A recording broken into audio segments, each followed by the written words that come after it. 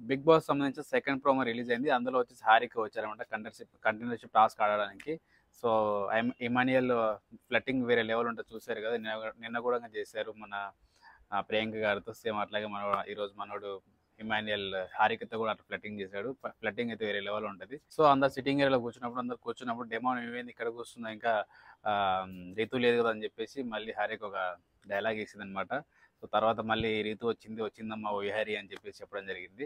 ఇదంతా చూసుకుంటే నెక్స్ట్ భరణి గారిది, దివ్యది, తనుజది ఒక వేరే లెవెల్. సో హరికి ఏముందంటే దివ్య నేను భరణి గారితో మాట్లాడవచ్చు అని చెప్పేసి అంటే దివ్య వచ్చేసి బాగా నవ్వింది అనమాట.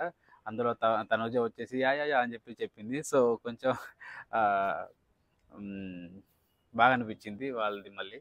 సో ఇంకోటి ఏంటంటే కంటిన్యూ టాస్క్ వచ్చేసి సుమార్ గారిని సెలెక్ట్ చేసుకుని బాగానే ఉంది. కానీ అవి అయితే పెట్టారో అనమాట రౌండ్ వండి దానిపై ఒక 1 by 1 పెట్టిందో దాంట్లో కొంచెం టఫ్ అనిపించింది. ఇద్దరికి కూడా టఫ్ అనిపించింది. లాస్ట్ వరకు పెట్టి మరి కింద పడిపోయింది. లాస్ట్ వరకు పెట్టి మళ్ళీ కింద పడిపోయినాయి. సో ఎవరు గెలిచారు అనేది కూడా ఎక్స్పెక్టేషన్ అంటే నాకు నేను ఎక్స్పెక్ట్ చేయలేకపోతున్నా. ఇద్దరు చూసుకుంటే ఇద్దరు టఫ్ అనిపించింది. మీకేమనిపించిందో కమెంట్లో పెట్టండి. ఎవరు విన్ అయ్యి ఉంటారు.